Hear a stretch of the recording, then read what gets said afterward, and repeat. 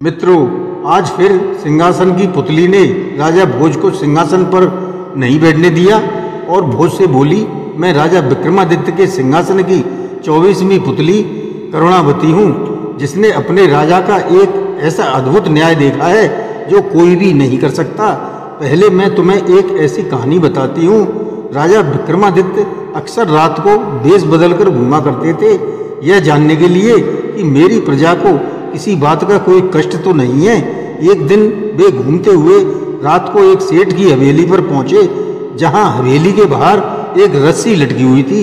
वे समझ गए कि कुछ गड़बड़ है, इसलिए यह जानने के लिए वे अंदर जा पहुंचे, जहां सेठ की पत्नी अपने प्रेमी पति की हत्या के लिए उकसा रही थी। फिर राजा ने सोचा, पूरी तरह संपन्न होने के बावजूद अपने पति की हत्या क्यों कराना चाहती है। आगे की कहानी जानने के लिए हमारे इस वीडियो को सब्सक्राइब कमेंट करके बेल आइकन दबाना न भूलें, शेयर अवश्य करें। धन्यवाद। नमस्कार, मैं रणवीर सिंह लोटस एंटरटेनमेंट में आपका हार्दिक स्वागत करता हूं। मित्रों, 24वें दिन भी ठीक वैसा ही हुआ जैसे ही राजा भोज सिंहासन पर बैठने चले।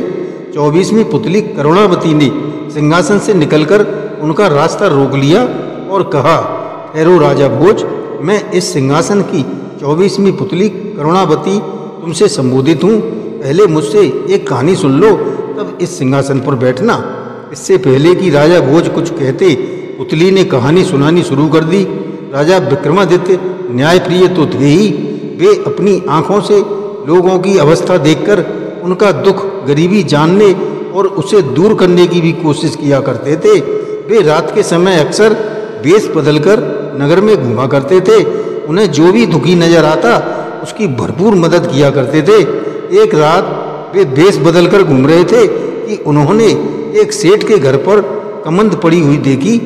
रस्सी ऊपर से नीचे तक लटक रही थी, जो इस बात का प्रमाण थी कि सेठ के घर में कोई चोरी करने के इरादे से घुसा है। राजा विक्रमादित्य तुरंत ही उसी रस्सी से ऊपर पहुंचे। उन्होंने देखा कि एक कमरे से आवाज आ रही है। वे दबे पांव उधर ही बढ़ गए। उन्होंने कमरे के बाहर दरवाजे पर आट ली। उन्हें एक स्त्री की आवाज़ सुनाई दी, अब प्रशंसा प्यार बहुत हो चुकी। मेरा पति अपने शयन कक्ष में बेखबर सो रहा है, तुम जाओ और उसको मार डालो। मैंने उसे बहुत सारी मदिरा पिला दी है। चोर ने कांपती हुई आवाज़ में कहा, नहीं, मैं यह काम नहीं करूँगा।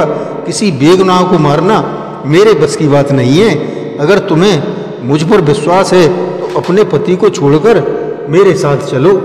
स्त्री ने उत्तर दिया, ठीक है, तुम कल इसी समय आ जाना। मैं सारा धन निकाल कर रख लूँगी और तुम्हारे साथ भाग चलूँगी। फिर राजा नीचे उतरकर उस चोर का इंतजार करने लगे। जैसे ही चोर नीचे उतरकर आया, तभी राजा ने उसकी गर्दन से तलवार सटाकर आदेश भरे स्वर में कहा, खबरदार, तुम यहाँ के राजा की हिरासत में हो। जरा भी हाथ पैर हिलाए तो गर्दन धड़ से अलग कर दी जाएगी। फिर राजा के पूछने पर चोर ने हाथ जोड़कर कहा, नहीं महाराज, मैं झूठ नहीं बोलूँगा। मेरा नाम सीलदास है। मैं आपके राज्य का नागरिक हूँ और मैं भानुप्रिया, जो सेठ की पत्नी है, बचपन से एक दूसरे से प्रेम करते हैं।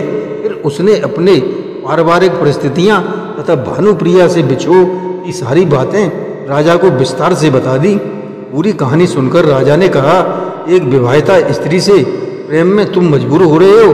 चोरों की तरह तुम उससे मिलते हो, लेकिन त्रिया चरित्र पहचानना बहुत ही कठिन है। वह तुमसे प्रेम करने के बावजूद तुम्हारी अनुपस्थिति में दूसरे व्यक्ति से विवाह के लिए तैयार हो गई।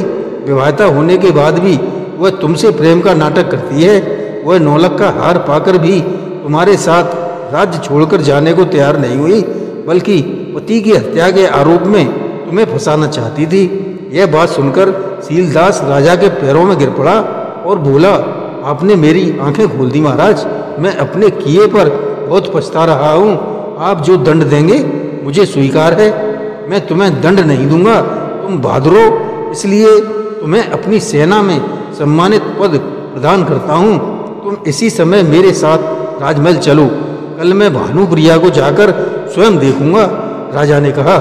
अगले दिन आधी रात को सीलदास का भेष बनाकर राजा ने सेठ के घर में कमंद फेंकी। अपने प्रेमी को आया समझकर भानुप्रिया ने एक गठरी नीचे फेंकी जो सोने के आभूषणों और मुद्राओं से भरी हुई थी। फिर वह कमंद के सहारे नीचे आ गई। गठरी उठाकर बोली, मैं सोने की सारी मुद्राएं व आभूषण ले आई हूँ और तुम्हारे बस में तो था नहीं, सो मैंने ही पति को जहर पिलाकर सदा के लिए सुला दिया है। अपने प्रेमी को बोलता न देखकर उसे शक हुआ। उसने झपटकर उसकी दाढ़ी नोच ली। प्रेमी की जगह अन्य व्यक्ति को देखकर उसने शोर मचा दिया, चोर डाकू, इसने मेरे पति को जहर देकर मार डाला, धन लूट कर ले जा रहा है, इसको पकड़ो। राजा ने नगर कोतवाल और सिपाहियों को पहले ही एक ओर छुपा दिया था। शोर सुनकर वे भागे चले आए।